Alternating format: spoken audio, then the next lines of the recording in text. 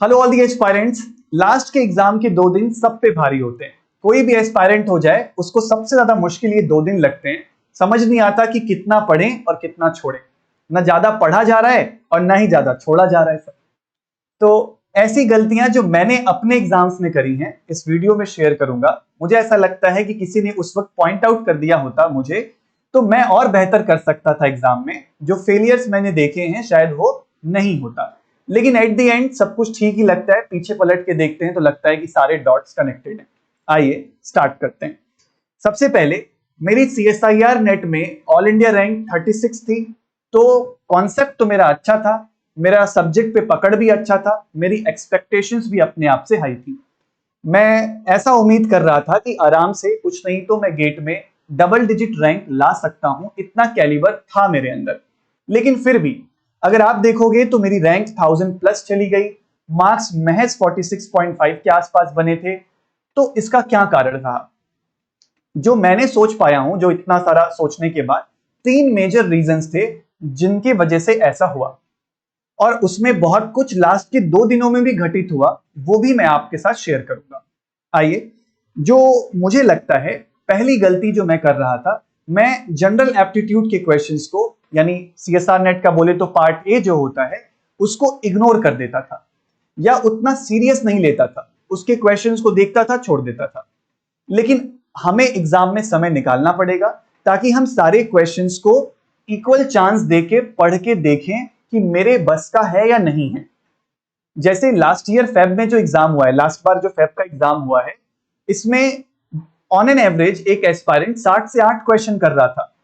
तो आपको देखना पड़ेगा कि कहीं इजी क्वेश्चंस तो नहीं आए हैं जो किए जा सकते हैं। तो ऐसा प्री माइंडसेट मत बना के चलिए कि आप पार्ट ए तो छोड़ ही देंगे या सिर्फ 2 या 3 क्वेश्चन ही करेंगे। नहीं, आप अगर ज्यादा कर सकते हैं तो करिए, लेकिन उसके लिए एक टाइम निकाल के रखना पड़ेगा आपको। ठीक है। दूसरा, last day still trying to cover the entire syllabus. मुझे याद है, मुझे ऐसा लगता था कि बायो ऑर्गेनिक का नोट्स एक बार रिवाइज नहीं किया तो वो सारी इंपॉर्टेंट बातें जो मैंने याद करी वो भूल जाऊंगा। अगर मैंने एक बार केमिकल काइनेटिक्स के सारे शॉर्ट नोट्स नहीं देखे तो भूल जाऊंगा।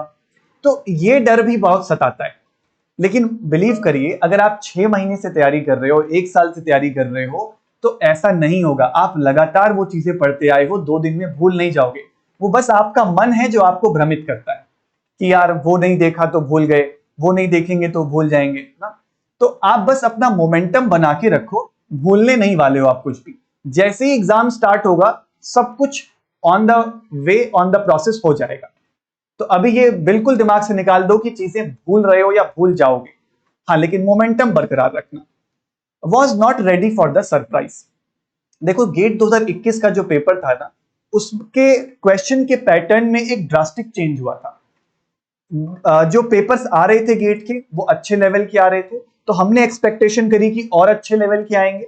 लेकिन उस बार BSc के बच्चे भी एलिजिबल हुए, तो पेपर का पैटर्न बहुत जेनरिक हो गया, क्वेश्चंस बहुत जनरल हो गए। जो BSc के बच्चे थे उनके भी बहुत अच्छी रैंक्स आने लगी, और हमने तैयारी करी थी हाई फाई। हमने क्या क्या पढ़ लिया क्वांटम में, क्या क्या पढ़ लिया ग्रुप थ्योरी में, लेकिन क्वेश्चंस दिखे ही नहीं। यानी किसी भी एग्जाम का जो सरप्राइजिंग एलिमेंट होता है वो आपको एग्जाम में ही हैंडल करना पड़ता है, क्योंकि पहले से तो पता नहीं है। हम तो पहले से यही सोच के जाएंगे कि पेपर ऐसा आएगा।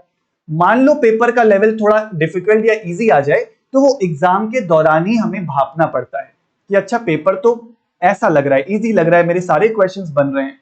अगर क्वेश्चंस नहीं बन रहे हैं तो यस, पेपर डिफिकल्ट आया होगा, उसी हिसाब से आपके अटेम्प्ट्स भी जाएंगे।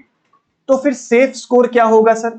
देखो, अगर आप एक जनरल कैंडिडेट हो तो 120 से 130 प्लस अगर आप जा रहे हो तो ये एक सेफ स्कोर माना जाएगा।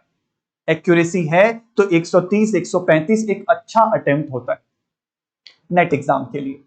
तो मुझे ये लगा कि मेरी ये 3 गलतियां हैं, ये आप प्लीज अपने इस अटेम्प्ट में मत करिएगा अगर आप ये वीडियो देख रहे हैं तो।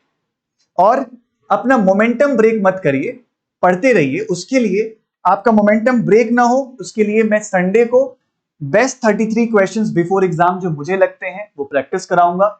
कुछ हाई फाई नहीं कराऊंगा, ऐसा लेके नहीं आऊंगा कि तुमसे हो ही ना। ऐसा लाऊंगा कि जो तुम कर सको और तुम्हारा कॉन्फिडेंस बूस्ट हो, जो एग्जाम के लायक हो और आप करके एग्जाम में अच्छे कॉन्फिडेंट के साथ उतर सकें। तो संडे को ये सेशन प्लान्ड है, सुबह 11 बजे आप लोग इस सेशन को अटेंड कर सकते हैं। बाकी आपकी मर्जी है, आप 2 दिन में जैसे बिताना चाहते हैं उसे बिताइए, कॉन्फिडेंट रहिए, जो भी चीज आपका कॉन्फिडेंस बढ़ाती है वही करिए। टेस्ट सीरीज ना देने से कॉन्फिडेंस बढ़ता है वही करो, टेस्ट सीरीज देने से बढ़ रहा है तो वो करो, बस वही करो जो कॉन्फिडेंस बढ़ाए, वो सारी चीजें छोड़ दो जो कॉन्फिडेंस को गिराए। क्योंकि अब मायने कंटेंट या कुछ नहीं रखता, अब मायने रखता है कि आप किस कॉन्फिडेंस के साथ पेपर में उतर रहे हो। दैट्स इट, बस एक अच्छा माइंडसेट के साथ पेपर में उतरना है। Wish you all the best, आप अच्छा करेंगे एग्जाम में। कोई भी डाउट हो नीचे कमेंट्स में बताना, कोई भी क्वेश्चन हो नीचे कमेंट्स में लिखिएगा, I will address that. Thank you so much, take care and bye bye. फिर से ऑल दी बेस्ट।